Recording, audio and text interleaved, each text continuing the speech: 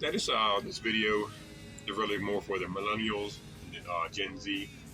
Uh, a lot of talk, a lot of misunderstanding about the history of buffalo wings. You know, are they chicken? Are they buffalo? Why are they called buffalo wings? A lot of you guys don't understand.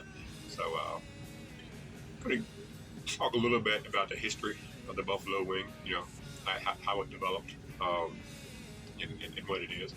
Well, you know, all through time, as people, we kind of sometimes do little changes at things, certain animals and certain things at birth, to kind of alter them. Sometimes just to make a different appearance that suits us better, sometimes for safety. We've done this and things like dogs, like the Doberman Pinscher. You know, after birth, we dock their ears and their tails to kind of get the image that we want for the Doberman Pinscher. We do the same thing with little boys centuries ago.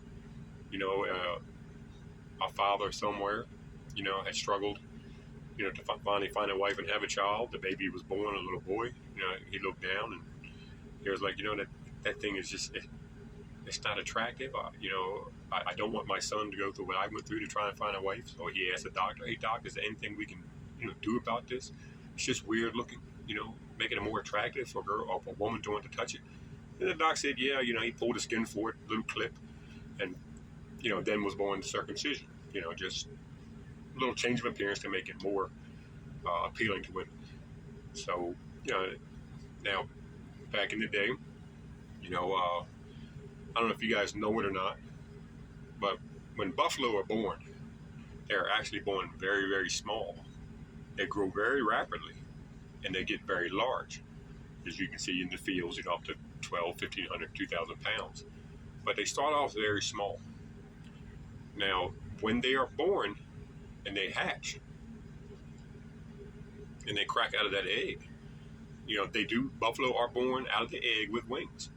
So these things, you know, it was decided long ago, centuries ago, that, you know, these things had to be corrected. We can't have 2,000-pound buffalo flying around, landing on people, running into homes. That's a dangerous thing. So they made it a law, and it became standard practice back then that anytime anybody hatched a buffalo, they had to cut the wings. Now, for years, the wings were disregarded. You know, they were just trashed. But then late 1920s, early 1930s, something came along called the Great Depression. Now, you know, things got hard for everybody. Back then, you know, unlike you guys, there was no Generation X to do all the work and pay the bills and supply food and housing, you know, for people. You know, everybody was suffering. Any food, you know, anything that was edible had to be eaten or people starved. So at this point, these wings, you know, people started to eat them. Now, there was a guy, a nice Hispanic guy named Frank. This guy sat down one day. He was eating the wings. He thought they needed a little more flavor. So Frank sat down. He created a sauce for the wings. You know, being Hispanic, he created a spicy sauce, which is very good. This became popular and well known, and it's still used today. And since it was made for buffalo wings, he called it Frank's buffalo sauce. All right. Now, as time went on, and this sauce ended up eating the buffalo wings, started to spread. You know, it got out, and you know, it extended into white people. Well, a white guy out there in Texas, named Bill Ranch, he tried one of the wings with the buffalo sauce.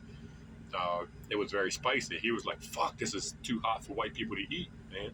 So what he did was then he sat down and he created a sauce that he could dip his in to cool off that heat a little bit and add a little more flavor as well.